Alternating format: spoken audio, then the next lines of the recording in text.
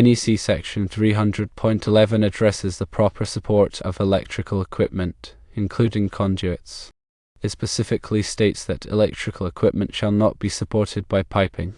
An exception exists for threaded rigid conduit, but only when supported by piping is permitted in Section 300.19a. Further, electrical equipment shall not be supported by other wiring methods. Section 300.19 does not provide an exception for supporting conduit off of an air duct.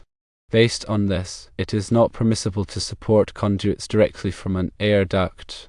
The reasoning behind this prohibition lies in several factors, primarily safety and the integrity of both the electrical and mechanical systems. Firstly, supporting conduits from an air duct introduces the potential for mechanical stress on the duct itself. The added weight, especially with two conduits spanning 50 feet, could cause the duct to sag, deform, or even fail over time. This is particularly relevant considering that air ducts are typically designed to handle specific loads related to airflow and temperature, not the additional burden of electrical infrastructure. Secondly, the vibration and movement associated with the air duct system can transmit to the conduits, potentially loosening connections, damaging the conduit itself, or causing wear on the conductors within. This could lead to electrical faults, posing a safety hazard. Thirdly, accessibility for maintenance and repairs becomes significantly complicated when conduits are attached to air ducts. Gaining access to the conduits for inspection, troubleshooting, or replacement would require working around the ductwork, potentially disrupting the HVAC system. Similarly, any maintenance needed on the air duct would be hindered by the presence of the attached conduits. Fourthly, dissimilar metals used in the construction of the air duct and conduits, especially if in contact, can lead to galvanic corrosion. This corrosion can weaken the supports and connections, ultimately compromising the integrity of the entire installation. Given these considerations, the NEC mandates the use of independent support systems for conduits. Acceptable alternatives include cable trays and conduit straps.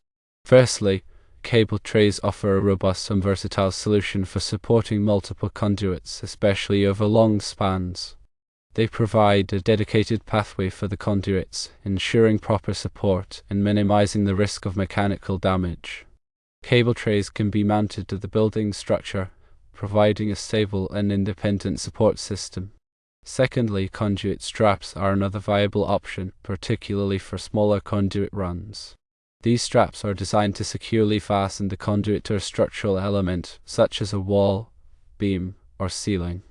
When using conduit straps, it is crucial to select the appropriate size and type to match the conduit diameter and the specific application. The spacing between straps should also be in accordance with the NEC requirements to ensure adequate support. In addition to cable trays and conduit straps, other suitable support methods include strut systems, hangers, and clamps. The selection of the appropriate support method depends on factors such as the conduit size, the span length, the environmental conditions, and the available structural supports.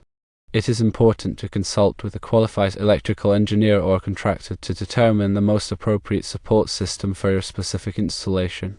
When installing conduit supports, several key considerations should be kept in mind. 1. Ensure that the supports are securely fastened to the building structure. This may involve using anchors, bolts, or other appropriate fasteners. 2. The support should be capable of withstanding the weight of the conduits and any additional loads, such as ice or wind. 3. The support should be corrosion resistant to prevent deterioration over time. 4. The support should be installed in a manner that does not obstruct access to other equipment or create a safety hazard. 5. The support should be properly spaced to prevent sagging or deflection of the conduits. Furthermore, it is essential to adhere to all applicable electrical codes and standards when installing conduit supports. The NEC provides detailed requirements for the support and securement of conduits, including the maximum spacing between supports, the types of acceptable support methods, and the requirements for grounding and bonding.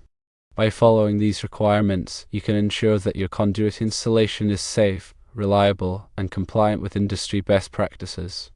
In summary, while it may seem convenient to support conduits from an existing air duct, it is a violation of the NEC and poses several potential risks. The use of independent support systems, such as cable trays or conduit straps, is essential to ensure the safety and integrity of the electrical installation.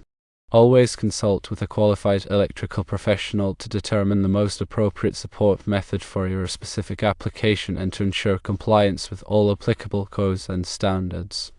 Remember that electrical safety is paramount, and proper support of conduits is a critical aspect of ensuring a safe and reliable electrical system. Always prioritize safety and compliance when working with electrical systems, and never compromise on quality or workmanship. By adhering to these principles, you can contribute to a safer and more efficient work environment. The integrity of both the mechanical and electrical systems should be kept separate to avoid compromising either system.